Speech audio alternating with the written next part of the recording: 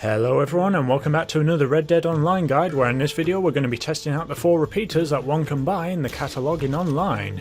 As you guys will very well know, repeaters are the most common used weapon in all of the game modes, so it'll be important to test out which repeater is the best in terms of accuracy, damage, rate of fire, and reload times. So let's begin. Before I begin testing though, I'm going to have to make sure that every weapon is as clean as they can be before I begin testing.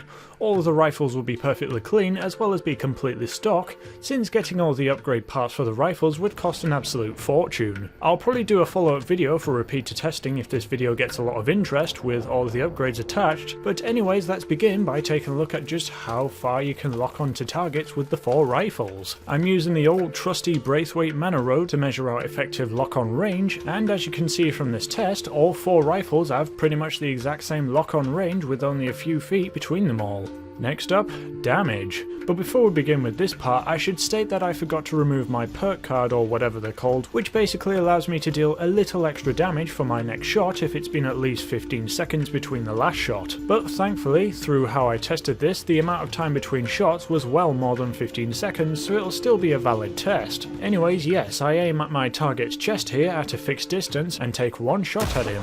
I get a reading of how much damage was done and then project the data to your eyeballs. But if you're very vigilant, you'll notice that the damage readouts from what I recorded on my screen and what was recorded on the screen of the assistant, you'll see that the damage doesn't really match up. I promise you that these tests were completely legit, and I made double sure that the recordings match up with each weapon, and yeah, very strange.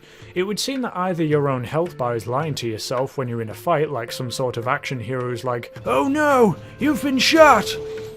It's fine, I'll be fine."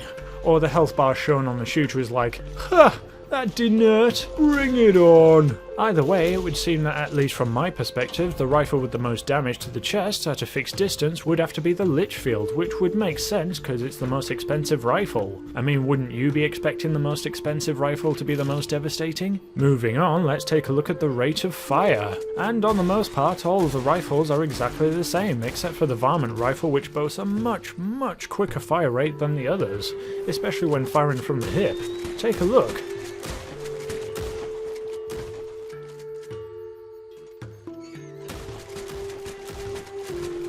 Next up, reload time. To test this, I shot out 5 rounds from each rifle, and then timed how long it would take to reload each of them.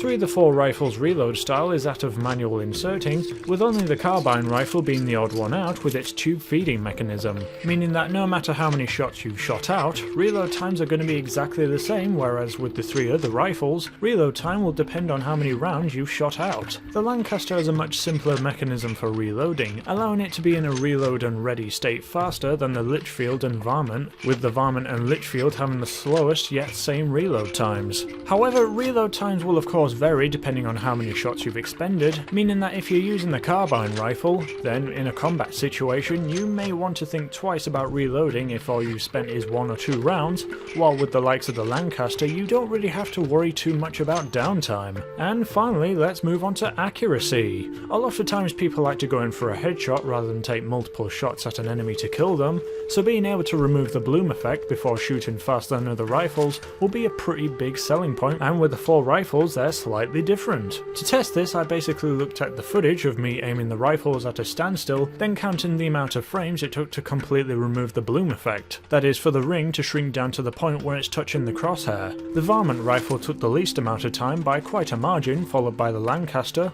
then the Litchfield, and then finally the Carbine rifle. So if you're one who's fussed about getting that quick headshot before the rest, then possibly consider equipping the Varment rifle. However, with the Varment rifle you will have to hit the head, since if you hit anywhere else, damage output will be pretty darn small. So it's kind of like a high risk, high reward kind of weapon, while all the rest can get away with a few sloppy shots at, say, someone who's in the distance running away, etc. But saying that, the 4 repeaters seem to have their own unique strengths and weaknesses. My personal favourite would have to be the Litchfield rifle, but what's your favourite? Let us know in the comments, and hey, if you found this video useful, make sure to leave a like and subscribe to the channel for loads more videos coming to you very soon.